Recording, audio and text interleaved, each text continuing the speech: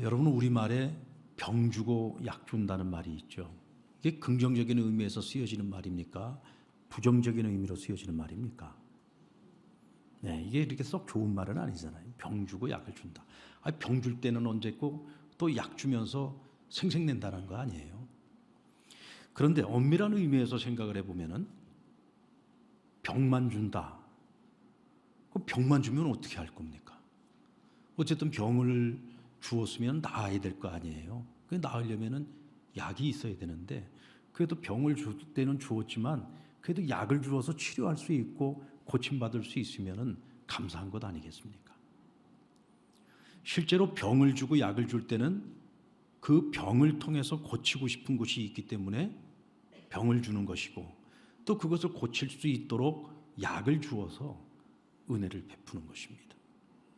눈물의 선지자 예레미야는 말 그대로 병 주고 약 주는 하나님의 계획을 전해야 되는 사명을 가지고 있었습니다. 굉장히 순종하기가 힘든 사명인 거예요. 멸망을 향해서 달려가고 있는 그 유다의 왕과 그리고 백성들에게 하나님이 당신들에게 진노해서 하나님 당신을 심판하실 것이다. 여러분들 심판의 예고를 듣고 좋아할 사람이 어디 있겠습니까? 다 이게 부정적으로 받아들이는 거죠. 우리가 뭘 잘못했는데 우리가 심판을 받아야 돼? 이런 생각하지 않겠어요? 게다가 이미 한 번 어려움을 당하고 포로로 끌려가 있는 사람들에게 하나님께서 반드시 너희를 돌아오게 하실 거다.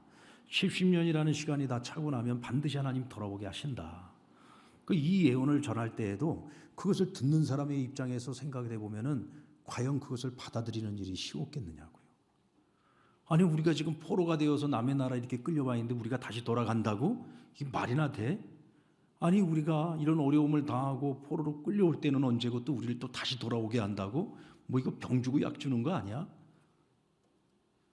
받아들이는 사람의 입장에서는 얼마든지 부정적으로 받아들일 수 있어요. 그러니까 이것을 전하는 사람의 입장에서는 받아들이는 사람들이 부정적으로 받아들이니까 얼마나 이게 힘든 예언이겠느냐 말이에요. 그럼에도 불구하고 예레미야가 이와 같은 하나님의 이 예언 사역에 순종할 수 있었던 것은 이 예언의 말씀을 주신 하나님에 대한 확고부동한 믿음이 있었기 때문이다. 하나님을 믿으니까 하나님이 주신 이 약속의 말씀이 반드시 이루어지고 성취될 것이라는 것을 조금도 의심치 않았어요. 그러므로 고통의 눈물을 머금고 심판의 예언을 할 수 있었던 것이고 감격의 눈물을 흘리면서 회복의 예언을 할 수 있었다는 것이죠. 그 암 전문의 선생님들하고 이렇게 한번 얘기를 한 적이 있는데 그분이 그런 얘기를 하더라고요. 목사님, 요즘 의학이 워낙 발달하고 그리고 암 치료제가 좋은 약이 너무 많이 나왔다는 거예요. 그래서 웬만한 암은 다 고칠 수 있다. 그런데 암을 치료함에 있어서 이 최선의 방법 중에 하나가 뭐냐면 아무리 좋은 약이 많이 있어도 자기하고 맞는 약이 있다는 거예요. 똑같은 암이에요. 근데 사람마다 그 암을 치료하기 위한 치료제가 여러 개가 있는데 그 중에서도 자기하고 맞는 약이 있다는 거예요. 그래서 어떤 사람이 이 약을 먹고 나았다고 해서 그 약만 모든 사람들에게 다 똑같이 적용을 하는 것이 아니라 이 약도 먹어보고 저 약도 먹어보고 계속 시험을 하면서 약을 투여했을 때 가장 잘 들어맞고 이 사람한테 가장 잘 맞는 약을 찾아내는 것이 관건이라는 겁니다. 그래서 좋은 약만 찾아낼 수 있어, 잘 맞는 약만 찾아낼 수 있으면 요즘은 웬만한 암은 다 고칠 수 있다는 얘기를 하더라고요. 여러분, 이스라엘에게 병을 주신 분이 하나님이시라면 누가 약을 갖고 있습니까? 누가 특단의 치료할 수 있는 약을 가지고 계시죠? 하나님이 가지고 계시는 거예요. 하나님이.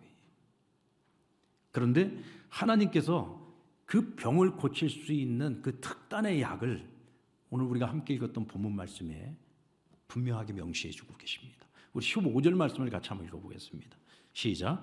그날 그때에 내가 다윗에게서 한 공의로운 가지가 나게 하리니 그가 이 땅에 정의와 공의를 실행할 것이니라. 우리 같이 한번 따라 볼까요? 하늘로부터 온 공의로운 가지. 근데 오늘 본문에는 보면 다윗으로부터 오는 공의로운 가지라고 했어요. 그런데 이 다윗으로부터 온다라고 하는 말은 어떤 혈통적인 의미를 뛰어넘어서 하늘로부터 오는 새로운 가지라는 의미를 갖고 있습니다.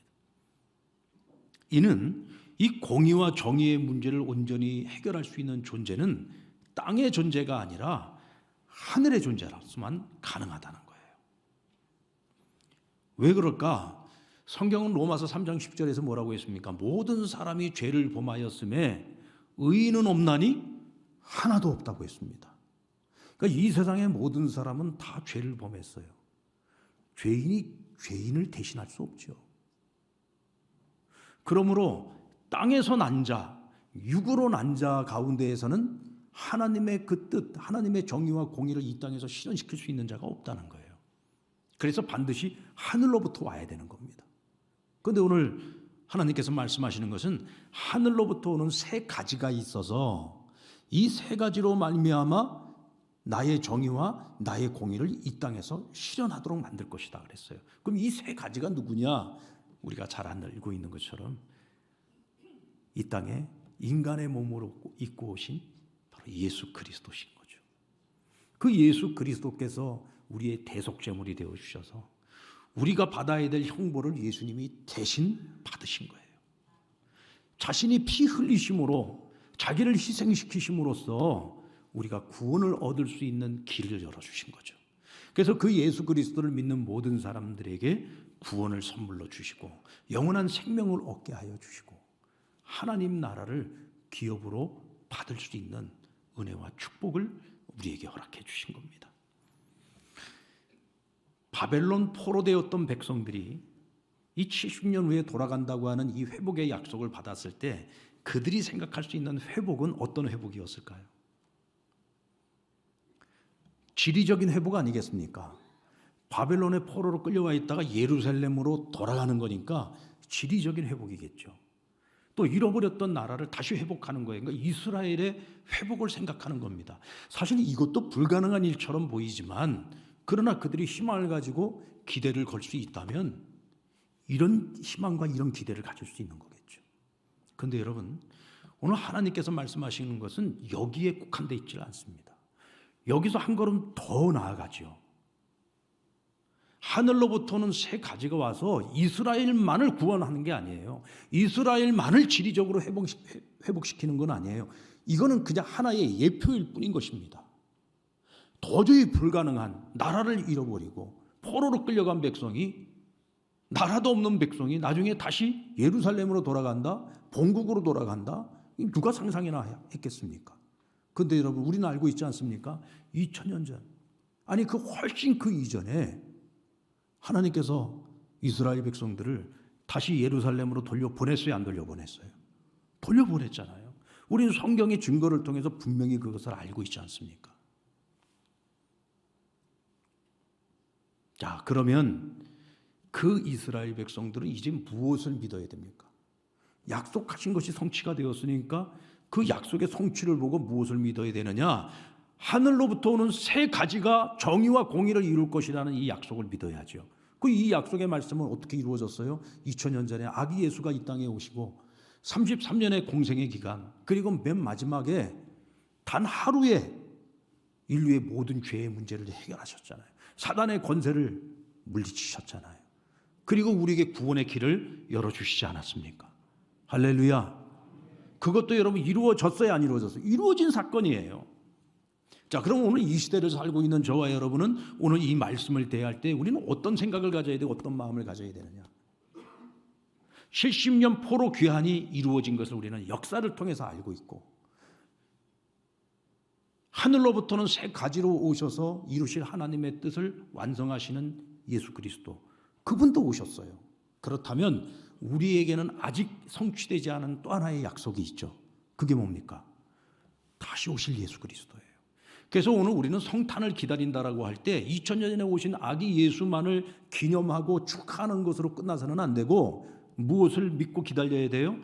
다시 오실 예수 그리스도의 오심에 대한 믿음과 확신을 가지고, 그러면 주님이 다시 오실 때까지 우리는 무엇을 하며 살아가야 되는가, 무엇을 실현하면서 살아가야 되는가를 고민해야지 되고, 우리는 그 사명 감당을 위해서 하나님 앞에 뜻을 정해야지 되는 것입니다. 여러분, 하나님의 말씀에 뿌리를 둔 세 가지의 특징이 있습니다. 이 세 가지이신 예수님은 하나님의 뜻이라면 무조건 순종했다는 거예요. 처음 가지였던 이스라엘. 여러분, 왜 이스라엘이 처음 가지였느냐? 하나님께서는 인류를 구원하시기 위한 큰 구원의 계획을 세우실 때 모든 나라 모든 민족 가운데 한 민족을 택하셨습니다. 그것이 이스라엘이에요. 그래서 이스라엘에게 율법의 말씀을 주시고 그 율법을 순종하고 실천함으로써 하나님 주시는 복을 누리게 하셨고, 그것을 통해서 구원에 이르게 하신 겁니다. 그런데 여러분, 이스라엘이 하나님의 진노를 받고 나라가 망하고 하나님이 주시는 복을 받는 것이 아니라 화를 당하는 역사를 가지고 있잖아요. 그들이 왜 그런 꼴을 당했습니까? 처음 가지였던 이스라엘이 왜 세상에 하나님의 정의와 공의를 흘려보내는 것이 아니라 오히려 왜 하나님의 심판을 받아야 됐냐 말이죠. 이유는 한 가지입니다. 그들이 하나님 말씀에 순종하지 않았기 때문에, 하나님께서 주신 그 말씀의 법을 따라서 살지 않았기 때문에. 예레미야 34장에 보면은 예루살렘이 바벨론 군대에게 완전히 그 성이 포위가 됩니다. 성 안에서 성 밖을 보니까 마치 메뚜기 떼와 같아요. 그들이 한 번만 더 힘을 쓰면은 예루살렘 성이 무너지게 생겼어요. 그러니까 왕이, 이 당시의 왕이 시드기야 왕이었는데, 이 시드기야 왕이 귀족들을 다 불러 모읍니다. 그리고 노예의 주인들을 다 불러 모았어요. 그리고는 그들에게 한 가지를 결단하게 합니다. 우리가 데리고 있는 종들 가운데 우리의 동족인 유대인들 중에 노예 생활을 하고 있고, 그리고 6년 이상이 된 사람들은 이제부터 다 해방시켜줘야 된다. 그들 다 풀어준다는 거예요. 그리고는 집으로 돌아가게 하자는 거죠. 여러분, 시드기야는요, 하나님 말씀을 따르는 사람이 아니었습니다. 온갖 우상을 섬기고 아주 악한 사람이었어요. 그런데 왜 갑자기 이 사람이 이런 행동을 했을까요? 지금 벼랑 끝에 서 있습니다. 성이 망하고 나라가 망하게 생겼어요.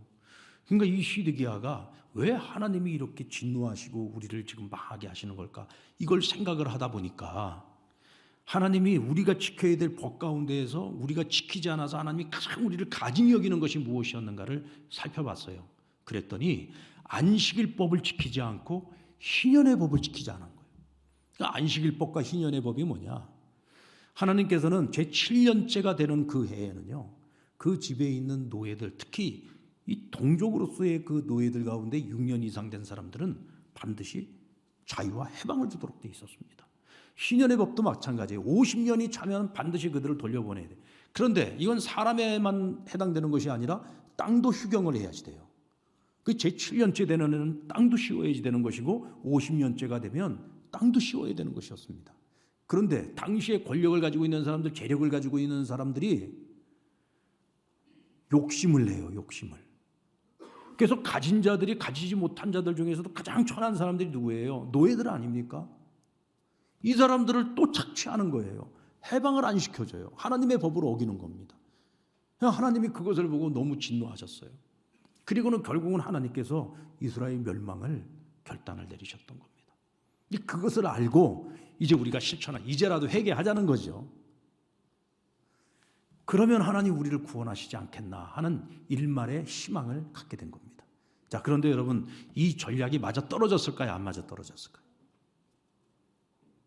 여러분들 좋은 대로 한번 상상해 보세요. 성경은 안 읽었을 거고, 한번 여러분들이 한번 상상을 해보라고. 자, 지금 뒤늦은 후회로 내린 결단이지만 이 결단에 의해서 그들의 전략이 맞아 떨어졌을까, 안 맞아 떨어졌을까? 맞아 떨어졌다 손 들어보세요. 맞아 떨어졌다. 그러니까 좀 성경 좀 읽고 살라고. 성경은 안 읽고 사니까 그건 모르는 거예요. 하나님의 마음이 동했어요. 야, 얘네들 봐라. 얘네들이 좀 정신을 차리고 이제는 좀 생각을 바꾸네. 그래서 어떤 역사가 일어나느냐면 갑자기 바벨론 군대가요, 회군을 해버린 거야. 자기네 본국으로 돌아가 버린 거예요. 왜 이런 일이 생겼느냐? 당시에 그 등 뒤에 있던 애굽의 군대가 바벨론 수도를 침공을 한 거예요. 근데 여러분, 종이 호랑이라도요, 호랑이는 호랑이입니다. 이 유다 왕국과 애굽은 비교할 수가 없는 나라예요. 애굽의 군대는 막강합니다. 근데 만약에 자기들이 본국으로 돌아가기 전에 애굽의 군대가 가서 바벨론을 먼저 쳐버리면 자기네는 나라가 망하는 거야. 그 지금 예루살렘 하나 함락시키는 이건 일도 아닌 거죠. 그러니까 승리가 바로 코앞에 있는데도 불구하고 회군을 해가지고 다시 바벨론으로 돌아가 버린 거예요.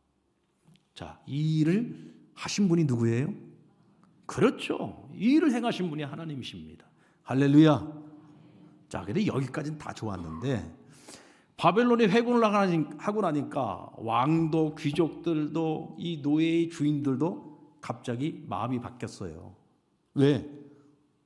발등에 불을 껐거든. 그리고 나니까 다시 욕심이 생겼어요. 그래서 이미 집으로 돌려보냈던 노예들을 다시 잡아다가 데리고 와서 다시 그들을 착취하기 시작하고 부리기 시작합니다. 그러면서 하나님께서 야야 봐라, 너희가 성전에서 나오고 한 그 약속을 지금 돌이켜가지고 다시 노예들을 잡아와 다시 그들을 착취하여. 그래서 하나님 마음 먹기를 내가 너희를 풀어서 바벨론 군대의 포로가 되게 하시겠다고 말씀하십니다. 그리고 너희의 시체를 공중의 새와 들의 짐승들이 먹게 될 것이라고 말씀하셨어요. 그리고 하나님의 말씀대로 나중에 예루살렘은 완전히 멸망을 하게 됩니다. 여러분, 하나님의 백성에게 하나님의 말씀은요, 절대로 무거운 짐이 아니에요. 축복의 말씀입니다. 아멘입니까? 어느 청년이 목사님과 함께 여행을 하는데 갑자기 뜬금없이 이 청년이 목사님에게 이런 얘기를 해요. 목사님, 저는 십계명이 너무 싫어요. 왜? 십계명에는 뭐 이렇게 하라는 게 많고 하지 말라는 것이 많습니까? 저는 그냥 싫어요. 십계명이 그냥 싫습니다. 목사님이 뭐라고 설명을 해줘야 되는데 이게 대체 이게 말이 안 통하니까 얘한테 대체 뭘 얘기를 해줘야 되나 고민을 하던 중에 갑자기 이정표를 만났어요. 양 갈래길입니다. 근데 본인들이 가야 되는 길이 있는데 갑자기 목사님이 핸들을 반대 방향으로 확 꺾은 거예요. 그러니까 옆에 있던 청년이 목사님, 이쪽으로 가셔야지 왜 저쪽으로 가요? 방향이 잘못됐잖아요. 그러니까 목사님 뭐라고 얘기해요? 야, 내 마음이야. 내 마음이야. 이거 굉장히 뼈 있는 얘기 아닙니까? 내가 원하는 목적지로 가려면 어디로 가야 돼요? 목적지로 갈 수 있는 그 길로 들어가야지 되는 거죠. 근데 나는 내 마음이야. 그냥 나는 내가 원하는 길로 갈 거야. 그러나 내가 원하는 길로 가면은 목적지 갈 수 있어요, 없어요? 목적지 못 가는 거예요.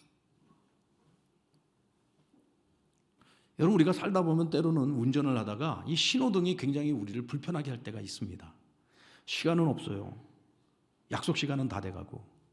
그러면 우리 마음은 어떤 마음? 계속 파란불이 켜주기를 바라지요. 그런데 하필이면 요럴 때일수록 마음이 급하면 꼭 뭐가 많이 나타나요? 빨간불이 많이 켜져. 그럼 막 짜증나잖아요. 그런데 여러분, 엄밀한 의미에서 신호등은 누구를 위해 있는 겁니까? 신호등은 운전하는 우리를 위해서 있는 거예요.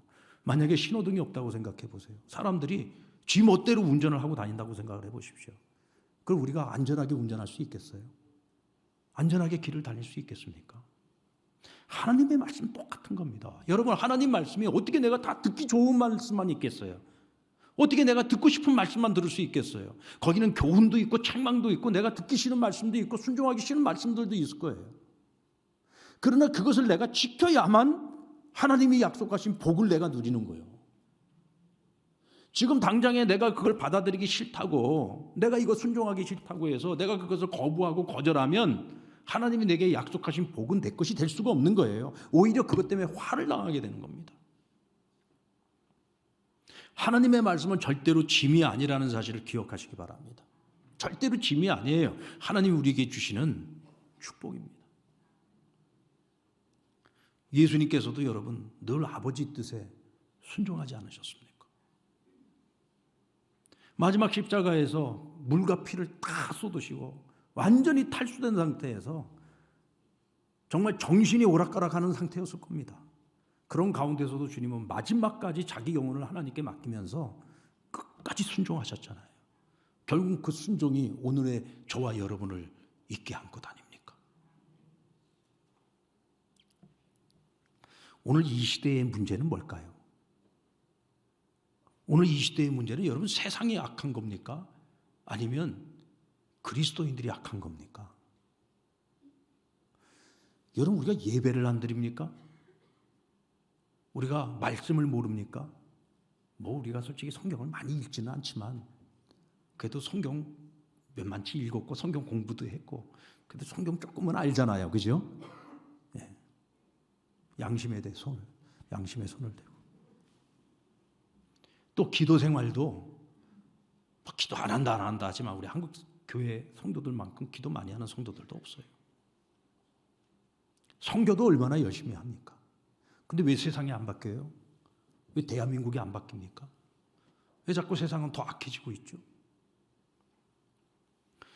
여러분 성경에 보면은 하나님께서 세상의 역사에 개입을 하시고 나라와 나라 사이에 전쟁이 일어나고 있는 모든 역사를 주관하는 사건 속에 보면은 그런 모든 일련의 사태들이 일어날 때 그 중심에는 항상 이스라엘이 있는 것을 볼 수가 있어요.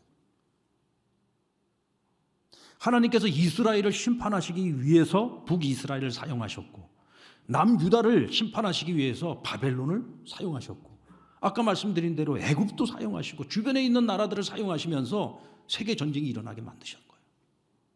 세상이 멸망을 당한다고 한다면은 그 세상의 멸망은 세상이 악해서가 아닙니다. 예수 믿는 사람들이 하나님의 자녀들이 하나님의 백성들이 하나님 말씀대로 살지 않기 때문에 그런 거예요. 소돔과 고모라가 왜 멸망했습니까? 그 성은 옛날부터 악했습니다. 그런데 그들이 결국 멸망했던 것은 하나님의 사람이었던 롯과 그 가정이 그 소돔성에서 살고 있는데도 불구하고 전혀 선한 영향력을 미치지 못했어요. 그러니까 의인 10사람이 없어서 망하지 않았습니까? 거기 하나님의 사람이 있었으면 적어도 의인 10명은 만들 수 있었어야죠. 그들이 정말로 선한 영향력을 미쳤다면 왜 의인 10명 못 만들었겠습니까?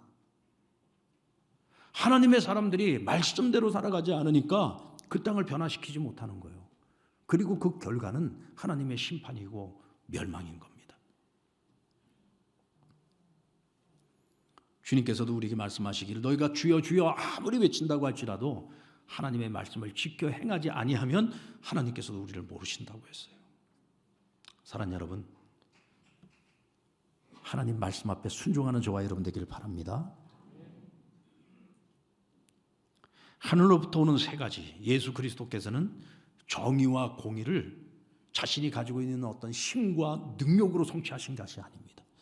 철저한 자기 희생과 자기 헌신을 통해서 하나님의 공의와 정의를 이루셨어요. 여기서 우리가 기억해야 되는 것은 그 예수 그리스도의 은혜로 말미암아 우리가 하나님의 자녀가 되고 하나님 우리에게 거룩한 의의 옷을 입혀주셨어요. 그러면 하나님이 입혀주신 옷을 입고 있다고 해서 우리가 이제부터는 나는 이제 하나님의 자녀니까 나는 이제 의로운 옷을 입었으니까 누구도 나를 정죄하지 못해. 그러니까 이제부터 나는 내 마음대로 살아도 돼. 여러분 그런 자유가 아닙니다. 이제부터 그리스도 안에서 우리가 누리는 자유는 어떤 자유냐? 우리는 의인으로서 살아갈 수 있는 자유를 얻은 거예요. 아멘입니까? 의인으로서 살아갈 수 있는 자격을 얻은 거예요. 또 우리가 하나님이 주신 그 의를 지켜내고 또 우리가 가지고 있는 그 의를 가지고 세상을 변화시킬 수 있을 만한 능력을 하나님께서 우리에게 주신 거예요. 어떻게 주십니까? 성령님을 우리에게 보내주셔서 성령님이 우리 안에서 헬퍼의 역할을 하시잖아요. 보혜사의 역할을 하시지 않습니까? 그래서 예전에 우리가 예수 믿기 전에는요, 율법 앞에 있을 때 율법은 우리가 온전하게 지킬 수 없는 멍에였어요. 그러나 그리스도 안에서 성령을 받은 우리는 율법 앞에 섰을 때 이 율법은 우리가 지킬 수 없는 법이 아니라 지킬 수 있는 법이 된 거예요. 왜요? 성령님이 우리를 도우시기 때문에. 우리의 자기 의지와 자기 능력으로는 우리가 온전히 이룰 수가 없어요. 그러나 내 안에 성령님이 계셔서 우리를 도와주시고 하나님의 거룩한 의의 옷을 입기 때문에 자격을 얻었고 능력을 얻었으니까 우리는 그것을 이룰 수 있는 거예요. 그래서 우리는 더욱더 죄와 싸워야지 돼. 그래서 하나님 말씀 앞에 순종하면서 하나님이 기뻐하시는 삶을 살아가야 되는 거죠. 세상의 의와 비교할 수 없을 만큼 더 정결하고 더 성결하고 더 거룩한 의를 우리가 이 땅 가운데 실현하면서 살아가야지 되는 것입니다. 여기서 한 걸음 더 나아가서 우리 주님께서 자기 희생, 자기 헌신으로 하나님의 뜻을 이루셨잖아요. 자기 희생과 자기 헌신. 어느 수필집에서 읽은 이야기입니다. 이 세상의 파수꾼이라고 하는 그 제목의 글이었는데, 어떤 사람이 새 자전거를 열심히 닦고 있었어요.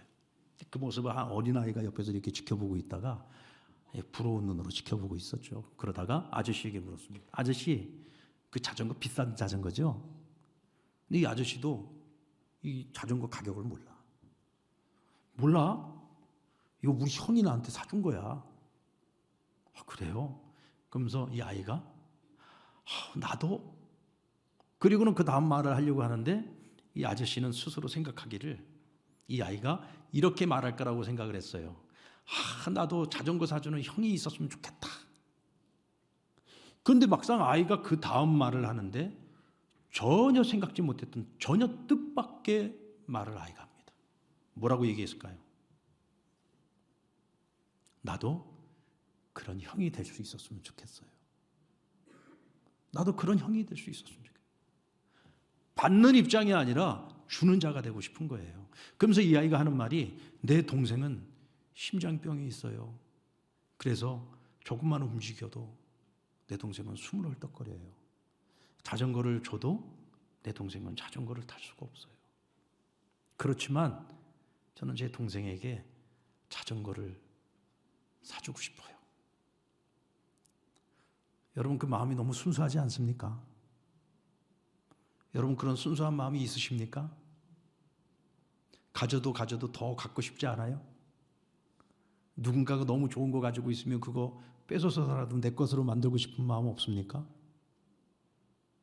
내가 누군가에게 더 많이 주기보다 더 많이 받고 싶은 마음들 없습니까? 나이를 먹어가면서 사실 우리가 욕심을 더 많이 내려놔야 되는데 어떻게 욕심은 더 많아지는 것 같아요. 그렇다고 해서 여러분, 모든 어린아이들이 다 이렇게 순수한 건 아니에요.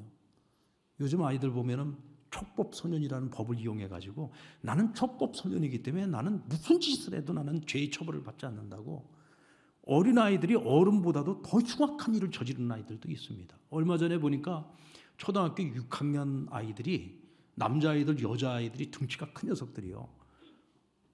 같은 그 동급생들 중에 여자아이 2명을 머리채를 잡아 끌고, 그것도 바깥에서 저지른 일이 아니냐. 학교 안에서 아이들 머리채를 끌고 와가지고요, 발길질을 하고 끌고 다니면서 두들겨 패고, 그리고 두 아이가 서로 자기들끼리 싸우도록 만들고, 온갖 쌍욕을 다 하고, 그러면서 아이들을 또 협박을 해요. 너 이거 만약에 선생님한테 가서 얘기를 하거나 어디 가서 얘기를 하면 반드시 우리가 끝까지 너를 징벌할 거다. 그리고 너 나중에 중학교 올라가면은 우리 선배 친구들 다 동원해가지고 너 학교 생활 못하게 만들 거야. 이러고 애들이 협박을 해요. 초등학교 6학년짜리 아이들이. 세상이 그만큼 악해진 겁니다. 누가 그렇게 악해지게 만들었을까요? 세상이 그렇게 어른들이 그렇게 만든 거죠. 모든 아이들이 그런 건 아닙니다. 아이들은 순수합니다. 여러분, 하나님께서도 당신의 자녀인 우리들을 바라볼 때 우리 안에 주님이 가지고 계셨던 그런 순수한 마음들을 오늘 우리가 갖고 있기를 원하지 않겠습니까? 주님은 항상 우리에게 가르치시기를요, 받는 것보다 주는 것이 복되다고 말씀하셨습니다. 우리 한번 따라 볼까요? 받는 것보다 주는 것이 복되다. 맞습니다, 여러분. 형한테 자전거를 선물 받는 것도 좋은 일이지만 내가 동생에게 줄 수 있는 것이 더 기쁘고 더 감사한 거예요. 내가 누군가에게 좋은 것을 받아도 기쁜 일이지만 내가 누군가에게 더 많이 나누고 베풀고 줄 수 있으면 그게 더 복된 거죠. 하나님은 오늘 우리가 그런 마음을 가지고 살아가기를 원하셨어요. 우리는 뭐 대단한 거, 큰 거를 주어야 생생이 난다고 생각을 합니다. 아니요.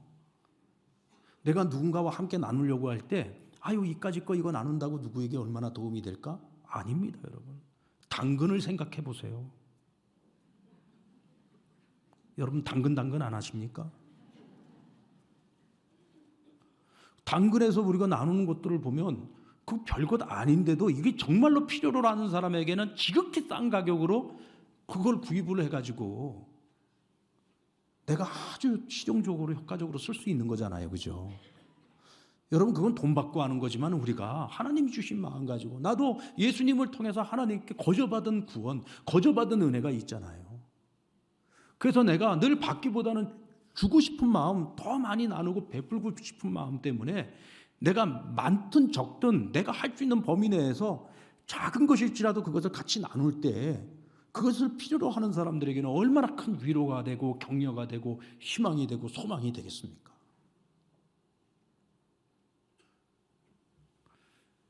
여러분들 로비에 내려가면 우리 성탄절 전에 우리 이제 대림절 기간 동안 이제 교회 우리 사회봉사부에서 그 성탄 선물 나누기를 합니다.